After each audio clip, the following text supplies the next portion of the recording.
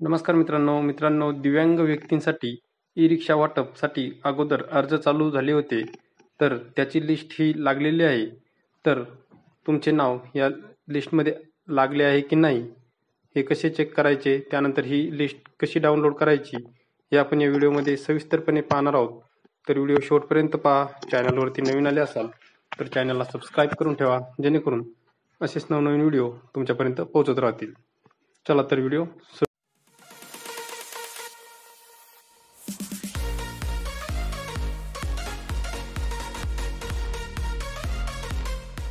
करूया. मित्रांनो, तुम्हाला सर्वप्रथम या वेबसाईटवरती यायचं आहे. या वेबसाईटची लिंक मी तुम्हाला डिस्क्रिप्शनमध्ये दिलेली आहे. तुम्ही त्यावर क्लिक करूनही या पेजवरती येऊ शकता. या पेजवरती आल्यानंतर तुम्ही इथे पाहू शकता, इथे ट्रॅक ॲप्लिकेशन 1 नंबरलाच ऑप्शन आहे. तुम्ही तुमचे ॲप्लिकेशन नंबर टाकून तुमचं ॲप्लिकेशनचे स्टेटस चेक करू शकता. त्यानंतर नवीन फॉर्म भरणाऱ्यांसाठी इथे सूचना लागलेली आहे की 1/4/2000 रोजीपासून परत नव्याने अर्ज करण्यास सुरू होणार आहे.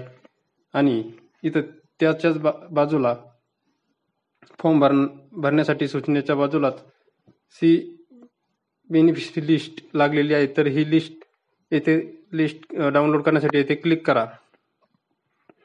त्यानंतर तिथे क्लिक केल्यानंतर इथे तुमचे डिव्हिजन निवडून घ्या.